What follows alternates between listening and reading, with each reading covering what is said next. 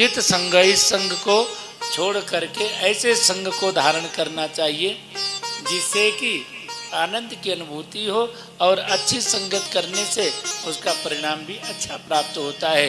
जितेंद्रिय, इंद्रियों के ऊपर संयम धारण करना,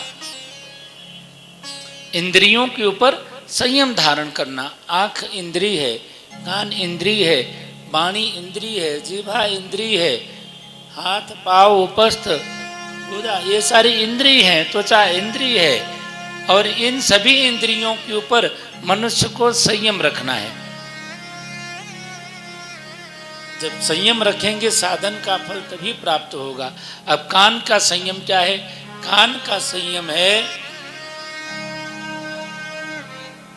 फालतू की चीजें, ग्राम्य चर्चा न सुनना, इधर उधर की व्यर्थ की बातों में समय न लगाना, और भगवत चर्चा हो रही, भगवत कथा हो रही है तो दौड़ करके वहां पर पहुंच जाना, भगवत कथा श्रवण करना, भगवत चर्चा सुनना, इसमें अपने कानों को लगाना। ये कानों के ऊपर, कर्णेंद्रियों के ऊपर संयम है। और नेत्रेंद्रिय, नेत्रेंद्रिय आंखों से भगवत दर्शन, आंखों से संत दर्शन, आंखों से आंख दिखाने के लिए नहीं है, आंख से भगवान का दर्शन करें। और जो है स्वयं के लिए ना अच्छे मार्ग का अवलोकन आंखों के द्वारा करें, दूसरों को भटकाने के लिए आंखों का प्रयोग न करें। तो आंखों का भी यहाँ पर इंद्रिय, नेत्रेंद्रिय के ऊपर भी संयम। और अब आ गई कौन सा? घ्राणेंद्रिय। अभी इसके ऊपर तो यही संयम हो सकता है कि आप एक नाक दबाकर श्वास खींचो और रोको, देर तक श्वास रोकने की आदत डालो, ये संयम करो। इसके बाद में आता है वाणी। वाणी के ऊपर संयम धारण करना अति आवश्यक है ना। वाणी के ऊपर कैसा बोला हुआ है? वाणी ऐसी बोलिए मन का आपा खोए, औरन को शीतल करे, आपहु शीतल होए। वाणी ऐसी बोलिए। कैसी वाणी होती है कक्कू? कैसी वाणी आती है? कभी बोला?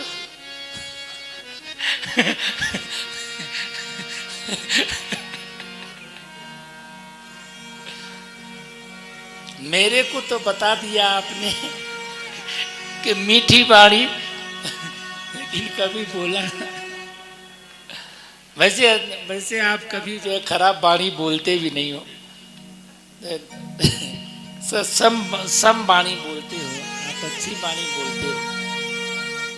जो सही बोलता है तो कई बार सही वो हो जाता है। क्या हो जाता है? नहीं, कड़वा नहीं, अति शीघ्रगामी। जो बोलना होता है उसका बोलने का जब शीघ्रता हो जाए उसमें, तो उसका कड़वा कैसे कह सकते हैं? वाणी को कड़वा का कान को क्या पता है मीठा कड़वा है? कर्कश वाणी, कर्कश। तो वाणी ऐसी बोलिए मन का आपा खोए, औरन को शीतल करे, आपों शीतल। वाणी के ऊपर संयम रखना ये मनुष्य के लिए अति आवश्यक है। जिसकी वाणी में मिठास नहीं है, वाणी में मिठास का मतलब किसी को हम शीघ्रता से जवाब देने का प्रयास करें और जवाब नहीं देते तो हम कमजोर नहीं हो जाते, और शीघ्रता से जवाब दे करके हम पहलवान नहीं हो जाते। बोलने वाली बात है बोल दो, नहीं बोलने वाली है तो चुप करो, संयम धारण करो, अच्छा परिणाम होगा, अच्छा होगा। तो इसलिए वाणी के ऊपर नियंत्रण, जितने की आवश्यकता है उतना बोलो, नहीं आवश्यकता है तो मत बोलो। मौन रहो तो ही अच्छा, कम से कम विष तो ना घोलो।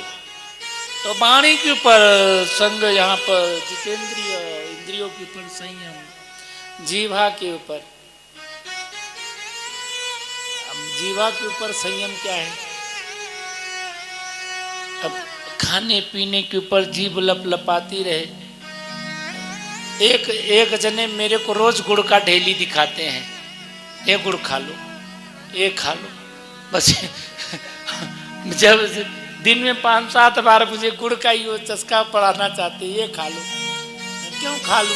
कहते हैं हम खाते हैं, हमको बहुत अच्छा लगता है।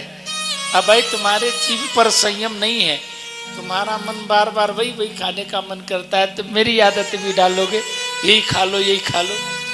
तो जीभ पर, जीवा के ऊपर भी क्या होना चाहिए? संयम होना चाहिए। खाने पीने पर भी मनुष्य के संयम होना चाहिए। जो इंद्रियों के ऊपर संयम रख करके आसन को लगा करके श्वास क्रिया करते हुए श्वास को नियंत्रण में करता है, और फिर वो धीरे धीरे प्रभु का ध्यान करते हुए ध्यान में जब उतरता है, तो ध्यान में उतरने पर उसे परमपिता परमात्मा का दर्शन होना स्वाभाविक हो जाया करता है। संधारित ध्यान।